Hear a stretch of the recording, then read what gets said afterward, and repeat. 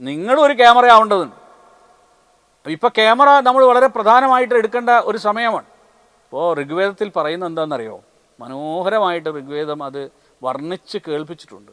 ഓം പ്രിയം ദുഗ്ധം ന കാമ്യമജാമി ജാമ്യോ സചാ ഘർമോ ന വാജഠരോദബ്ധ ശശ്വതോദഭ. ഋഗ്വേദത്തിലെ മന്ത്രമാണ്. 5-ാം മണ്ഡലത്തിൽ 19-ാമത്തെ സൂക്തത്തിൽ 4-ാമത്തെ മന്ത്രം. മാതാപിതാക്കളുടെ സമീപം അഥവാ നിരീക്ഷണത്തിൽ വളരുന്ന ഞാൻ എനിക്ക് പ്രിയമായിരുന്ന മുലപ്പാലിനെ പോലെ ആഗ്രഹിക്കുന്ന എല്ലാറ്റിനെയും സ്വന്തമാക്കുന്നു. അച്ഛനമ്മമാരുടെ നിരീക്ഷണത്തിൽ വളരുന്ന കുഞ്ഞ് അവന് പ്രിയമായിരിക്കുന്ന മുലപ്പാലിനെ പോലെ ആഗ്രഹിക്കുന്ന എല്ലാം സ്വന്തമാക്കുന്നു.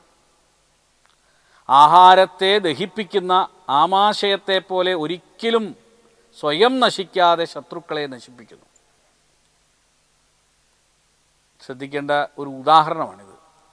നമ്മളെ ഭക്ഷണം ഇങ്ങനെ കഴിച്ചുകൊണ്ടിരിക്കുമ്പം നമ്മൾ ആമാശയം എല്ലാത്തിനെയും ദഹിപ്പിക്കും, പക്ഷെ അത് സ്വയം ദഹിക്കുന്നില്ല.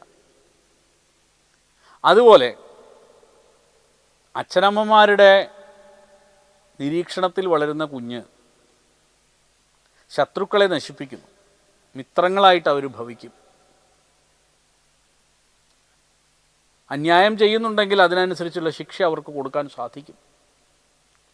ഇങ്ങനെ സ്വയം നശിക്കാതിരിക്കാനുള്ള കഴിവ് അച്ഛനമ്മമാരുടെ നിരീക്ഷണത്തിൽ വളരുന്ന കുട്ടികൾക്ക് ഉണ്ട് എന്ന് മനസ്സിലാക്കുക. അവർക്ക് അവരെ സ്വയം നിയന്ത്രിക്കാനുള്ള ബോധമുണ്ടാകും. ഇന്നത്തെ കുട്ടികൾക്ക് സ്വയം നിയന്ത്രിക്കാനുള്ളൊരു ബോധമില്ല. അതുകൊണ്ടാണ് ഇത്രയധികം കുട്ടികൾ ആത്മഹത്യ ചെയ്യുന്നത്, ഈ MDMA പോലുള്ള കാര്യങ്ങൾ ഉപയോഗിക്കുന്നത്, ഈ പറയുന്ന ലഹരി വസ്തുക്കളിലേക്ക് അവർ തിരിയുന്നത്. എന്തുകൊണ്ടാണ്? നമ്മളവരെ കൃത്യമായി നിരീക്ഷിക്കുന്നില്ല. ഒരു മിനിറ്റ് നമ്മളൊന്ന് ഇരുന്ന് ആലോചിച്ചാൽ മതി. നമ്മൾ എത്രയോ മണിക്കൂറുകളോളം സോഷ്യൽ മീഡിയയിൽ ചിലവാക്കുമ്പോൾ അതിൻ്റെ ഒരു 10% നമ്മളെ കുട്ടികളെ നിരീക്ഷിക്കുന്നതിൽ നമുക്കുണ്ട് എങ്കിൽ തീർച്ചയായും അവർ MDMAയുടെയോ അല്ലെങ്കിൽ ലഹരി വസ്തുക്കളുടെയോ അല്ലെങ്കിൽ സെക്സ് റാക്കറ്റിലോ ഒന്നും പോയിപ്പെടില്ല.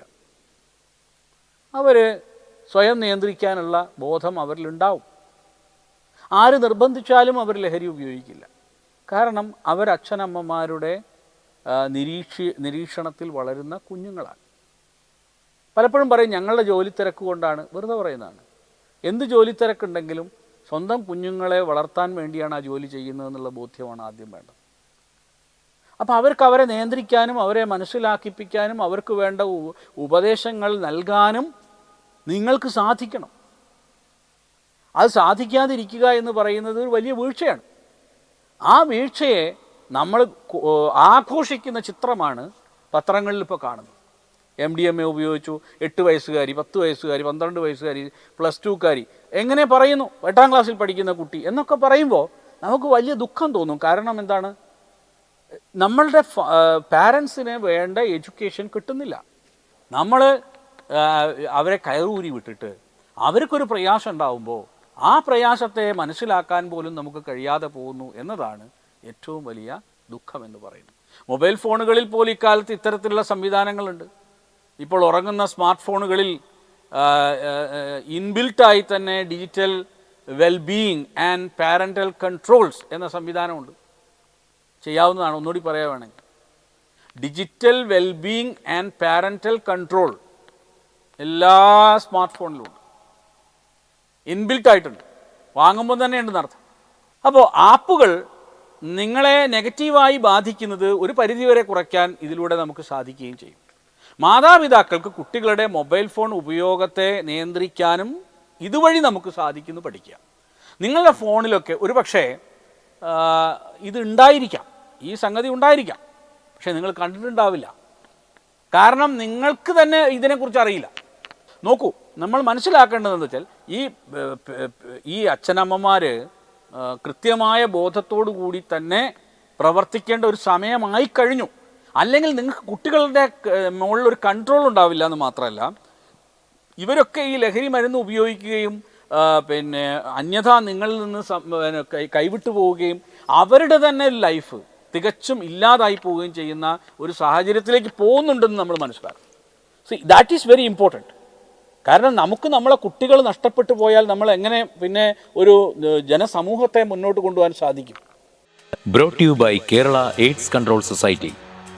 HIV എയ്ഡ്സ് സംബന്ധമായ സംശയങ്ങൾക്ക് 1097 എന്ന 24 മണിക്കൂറും പ്രവർത്തിക്കുന്ന ടോൾ ഫ്രീ നമ്പറിലേക്ക് വിളിക്കുക.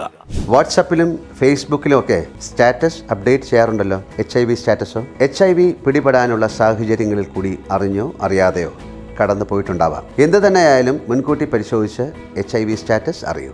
സൗജന്യ HIV പരിശോധനയും കൗൺസിലിങ്ങും ആരോഗ്യ കേന്ദ്രങ്ങളിൽ പ്രവർത്തിക്കുന്ന ICTC അഥവാ ജ്യോതിസ് കേന്ദ്രങ്ങളെ സമീപിക്കുക. നിങ്ങളുടെ സ്റ്റാറ്റസ് എന്തായാലും വിവരങ്ങൾ രഹസ്യമായി സൂക്ഷിക്കുന്നതായിരിക്കും.